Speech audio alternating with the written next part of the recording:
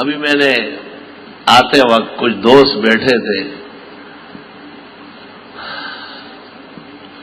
تو ان کو میں نے قصہ سنایا کہ ظہیر الدین بابر جب دعا مانگتا تھا، ہندوستان کا بڑا بادشاہ، تو دعا میں کہتا تھا یا اللہ یہ فلاں علاقے میں اسلامی جہاد ہو رہا ہے، ہمارا سرمایہ اور فوج بہت کم ہے، دشمن بہت زیادہ اور طاقتور ہے، آپ مجھے فتح دے دیں، میں وعدہ کرتا ہوں کہ زرین تاج جو سلطنت اور ملوکیت کا ایک آئینہ دار ہے وہ سر پر رکھ کر کے کوری مٹی میں سجدہ کروں گا آپ کے لیے۔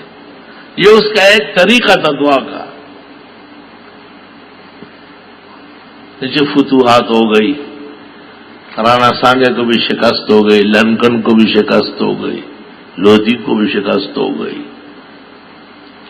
اب دیکھو بادشاہ کے لیے بیشبہا خلعت جو وہ خاص جشن کے دن پہنتے تھے وہ تیار کیا گیا۔ بادشاہ محل سرائے کے مہمان خانے میں گیا، نہا دھو کے خوشبو لگا کے، اور بہت قیمتی لباس جو بادشاہوں سے ملاقات کے وقت پہنتا تھا وہ پہن لاتا تھا۔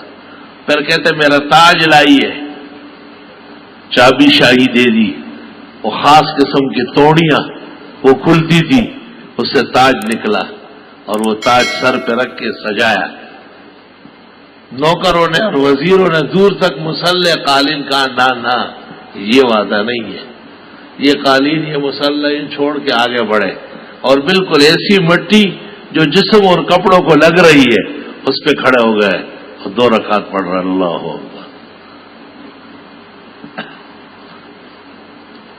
چاروں طرف جہان دیکھ رہا ہے کہ یہی تو میں نے وعدہ کیا ہے، اور جب سجدے میں جاتے تھے پھوٹ پھوٹ کر روتے تھے کہ اللہ آپ نے تو اپنا وعدہ پورا کیا، اور میں تو ایک بہت کمزور و عاجز ہوں، اب اس ملک میں عدل انصاف کرنے کی توفیق عطا فرمائے۔ توزک میں لکھا ہے کہ میرے اس عہد و پیمان کو اللہ نے کبھی جھٹلایا نہیں، میں بھی اس پر قائم ہوں کہ اللہ کے ساتھ کیے ہوئے عہد و پیمان کے خلاف کبھی نہیں کروں۔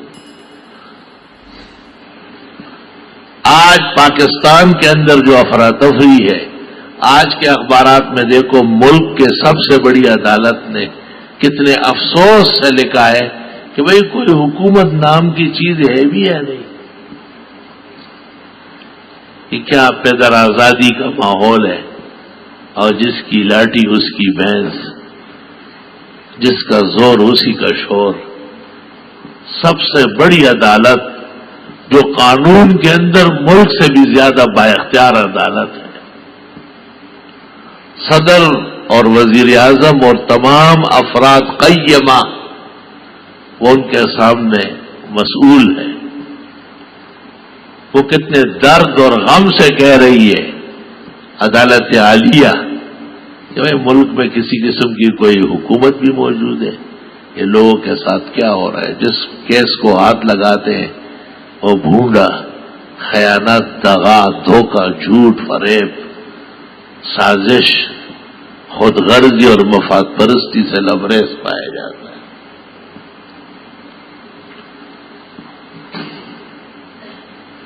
وہ بادشاہان، وہ ملوک و سلاطین، وہ صرف سجدہ نہیں کرتے تھے، اپنے مسجود کو، معبود کو راضی رکھنے پر قائم رہتے تھے۔